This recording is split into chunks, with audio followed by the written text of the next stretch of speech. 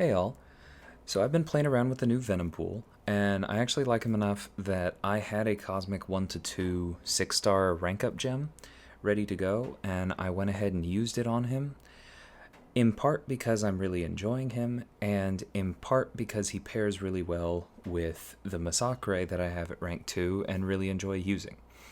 But when I read over his kit, there were a few things that stood out to me, and one of them is first off, how he has access to a high number of unique buffs overall, but also the fact that his buffs are decently long means that you can get a lot of hits in on them, which means that he pairs really well with the Mr. Fantastic synergy with Massacre, which pauses buffs with each hit for a fifth of a second.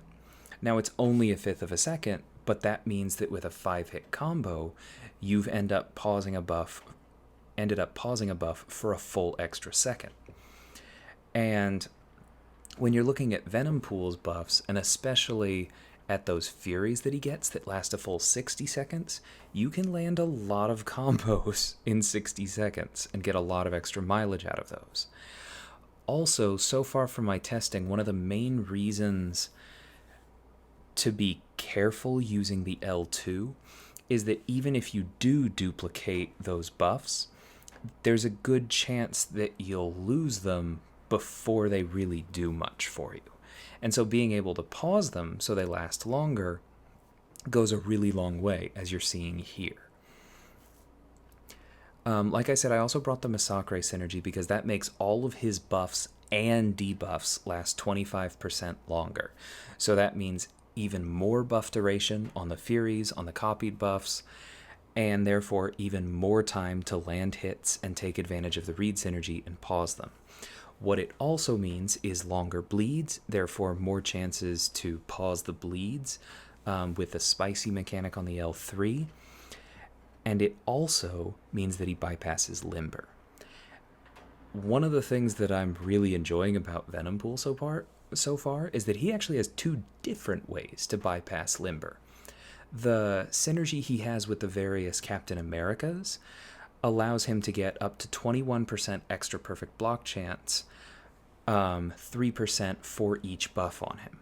Now, as you can see here, even if you subtract out the 3 buffs that I gave him from Odin, which is helping me make that vicious buff longer, and also juicing up his precision and furies with that amplitude, even if you take away those buffs, we have well over 7 buffs on Venompool, and we would even if we did not bring Reed for this. And so what that means is that you're getting a full, like I said, 21% extra perfect block chance at almost all times. If you combine that with the extra 4% from the perfect block mastery, then you're looking at an extra 25% perfect block chance on top of his base kit. Now, that may not seem like a lot. That's only 1 perfect block in 4. But what that does is if you have the parry mastery maxed out, it adds an extra quarter of a second to all of your parry stuns. And that addition happens after Limber reduces your parry stuns. Therefore, you never run out of stuns. Similarly, the Massacre synergy makes your stuns 25% longer.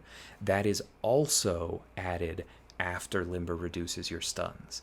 And so either of those will allow him to never run out of stuns against Limber nodes, which includes, of course, all of Labyrinth of Legends.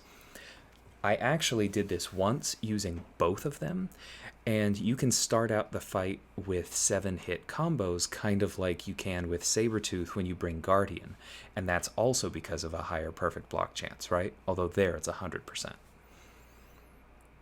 So that's why I've been fairly free with my parries. I found, I don't think it happens in this fight, I can't remember honestly, but in one of my runs at this, I actually threw a heavy very deep into the fight using parry, not even bothering to block beta heavy, and it still landed, which tells you how much extra room you have on those stuns. As you can see, we've gone through a fairly simple cycle in this. Um, we went for the L3 first because what you want is to build up all of his buffs as fast as possible, and I really don't think there's a better way to do it than to just go ahead and run right for the spicy, and therefore to charge up your cooking meter twice as fast. I then went for an L2. I did get the intercept, but sometimes you can manage to finish the dance off even if you don't get the intercept. That doubled all of his buffs, or all of his cooking buffs, and then we were able to hold on to them for a nice long time because, like I said, we were able to keep landing hits and therefore keep pausing them for a fifth of a second at a time with Reed. See, right there, we were able to get the dance even though he wasn't stunned. You have to be careful with that because it doesn't always work, but I find that as long as you're ready to block if they dash in and not until then, you can often get the buff duplication, and if you don't, you get that power gain. Well, that power gain, because it's a buff, benefits from the Massacre synergy, and you can also pause it with the Reed synergy. And so, if you have either one of those, you're getting a pretty long power gain. Yeah, you can see that I just got around to talking about the actual fight itself, and it's almost over. I have been trying to throw in some heavies, but honestly, this was still kind of early in my testing, and so I did not mix enough of them in. And that's why that bleed is actually not doing that much. It could be doing 60% more. And I think that's why I actually did this again with only Massacre. And see here, it's 303 hits. With Massacre only, and no Reed and no Odin, this fight was 330 hits. And I might have gotten a little luckier on Star-Lord throwing specials on that one, but I think part of it was that I just stayed on top of that vicious buff. Because if you can manage to pause those bleeds after the L3, that's really where a lot of the damage comes from, even though in this fight we were doing more in combos, because that Reed synergy allowed us to have more uptime on our various buffs, almost all of which allow us to do more damage, and the Odin pre-fights made our Furies more powerful. All in all, fairly quick takedown. He is not a Cosmic Ghost Rider, but he does have access to pretty easy healing. That Deadpool synergy is great. Like I said, he can bypass Limber in 2 different ways, and the champions that he needs to do it are both quite good, in my opinion.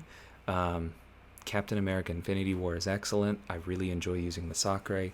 Both of them, in my opinion, are miles better, whoops, unintentional pun, than the Miles Morales that Spark needed to bring to get those longer stuns, but people used him for Labyrinth for ages, in part because he never ran out of stuns. And now we have another one who can do that. And of course there's a Limber node in War, there are Limber nodes in other content. That's a very useful piece of utility. The bleed damage seems really nice. Obviously we didn't check his utility against Spider-Verse evaders, but once you get that buff up, it's great. I should also point out that this is without boosts, without the recoil tree mastery, and of course without the dupe, which would allow him to make one of those 5 buffs that he gets from the cooking meter up to, I believe it's 60% stronger, which really could have come in handy, and also gives you more control over the pieces of utility he has. Overall, I'm very happy with this buff. I don't think that he's going to be, topping out the charts of anybody's cosmic tier list necessarily, but I think he's very serviceable. You can build him out into a very interesting champion with any of a number of synergies, many of which are with excellent characters. And he kind of fills out the middle of the cosmic class, which I think was exactly what this and the King Groot buff needed to do. Cosmic has some bangers at the top, but it kind of falls off quickly, and you go from great champions, couple good champions, to mediocre. And I think this solidly cements him in the good category. And when you combine that with the fact that he's a blast to play, I think this was perfect. Do you guys agree? Let me know in the comments if you've been using Venompool or King Groot. I'm curious about that as well, although I don't have a 6-star, so I probably won't be playing around with him soon. I look forward to hearing from everybody, and I will catch you next time. Take care.